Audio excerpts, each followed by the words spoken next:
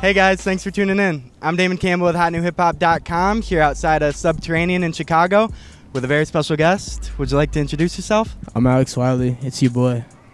Great to meet you, man. Definitely appreciate your time. Thank you. Now, I find it fitting that you ended up signing to a label called Closed Sessions, because didn't you actually start out writing in the bathroom? That's true. Yeah. Was that like out of shyness or just needing your Well, I used to need to restart the beat a lot. And like if there was someone, like it was me and Kimbe, and he would be writing to the beat, and the way I would need to write to it, I had to keep restarting it. So like I had to basically go somewhere else because like he couldn't write to it the way I needed to write to it. So yeah, like the only place that was like quiet, I would go in the bathroom and like have him email me the beat, and I just pull it up on my phone and listen to it on my phone and write to it. Right. And if I'm not mistaken, the first one was actually called I Be Fucking Nuns. So yeah, I wouldn't expect to see you rocking a Jesus piece or anything anytime soon. At least not for religious purposes. Damn, that's a big ass rat. Damn, that just blew me down. But do you still have your G-Unit spinner chain laying around anywhere? Nah, my homie Troy stole my G-Unit chain at one of my house parties. Oh, for real? I rock with Jesus, by the way, but I will fuck nuns though. Still. Yeah, absolutely. I met 50 Cent a couple of days ago in New York. How was that? It was awesome. I lost my shit when I saw him. Yeah. I was doing an interview at the This Is 50 office, and he just like walked out of a office behind me, like he like just walked right here, and I was like in the middle of saying something, and I was just like, oh shit, because like damn. Yeah. I just lost my shit, and he had on these like baggy red leather sweatpants. You know what I'm saying? It was kind of funny. But yeah, like I met 50 Cent, man. It was crazy. Yeah, he was 50 Cent. And speaking of losing your shit, is it true that you almost had a hard time graduating because like your school had lost the original copy of your Constitution test? Oh yeah, in 8th grade. Damn, that's wild. Like, what was the situation there? I don't know who you would have even gotten that from. I'm trying to think who would have talked to you that said that. Who knows that? Yeah, though. Like, what was I took it. Well, no. I didn't graduate from high school in the first place. Right. But I know what you're talking about. Basically, they tried to make me take my Constitution test over again in high school because it didn't come over from my grammar school, from my 7th and 8th grade that I took it at. And I was like, just super not trying to go. And it was a whole thing. Like, we was like back and forth with the other school because I was just not trying to take that shit again because I like low-key cheated on it the first time. Right. Like, I'm about to tell on myself because I'm a thug and you guys need to know about my street credibility. Basically, I was absent the day that they took the Constitution test. Legitimately, I was sick as fuck.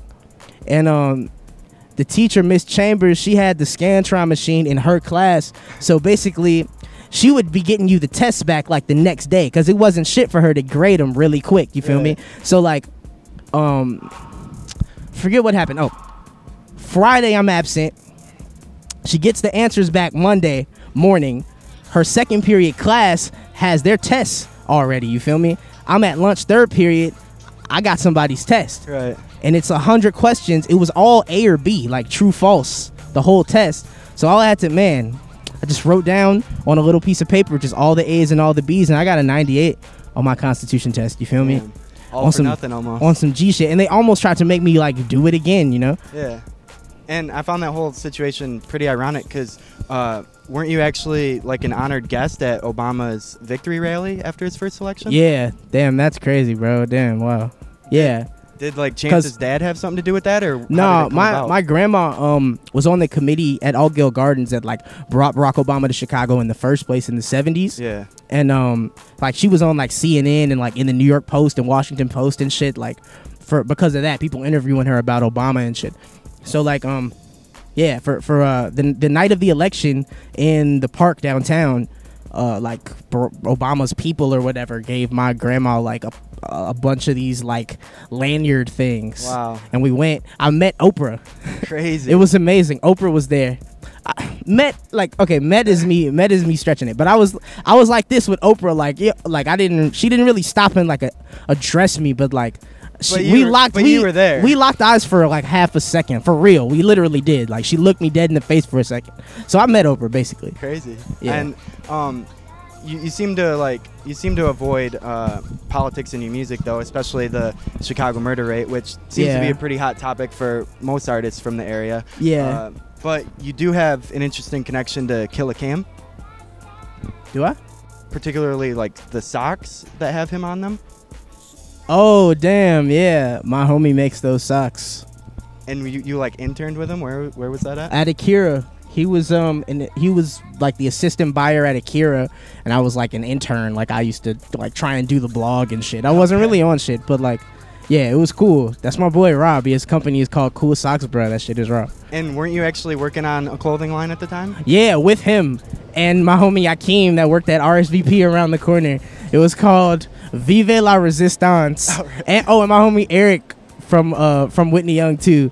That shit was finna be raw. Yeah. But we just didn't ever do it for real. Different aspirations now.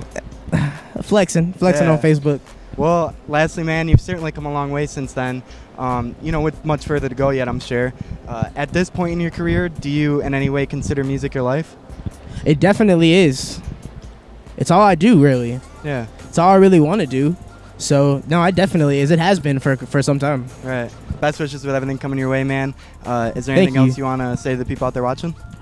Just to listen to Village Party and, you know what I'm saying? There you have it. Once again, I'm Damon Campbell, and this is Alex Wiley. Thanks for watching. Thank you. Wasn't that actually your first job back in the day, washing dishes? Washing dishes?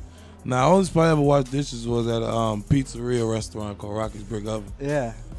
Man, that's where the swag is. Like, it's hard to explain. That's just where the flavor is. I mean, and on top of that, I feel like it's one of the. A lot of times you see rappers and you see them being executives, but you don't see I'm an artist. I'm not a singer and I'm not a rapper. I'm just an artist. I might sing, I might rap, I might produce, whatever, but I'm just an artist. I don't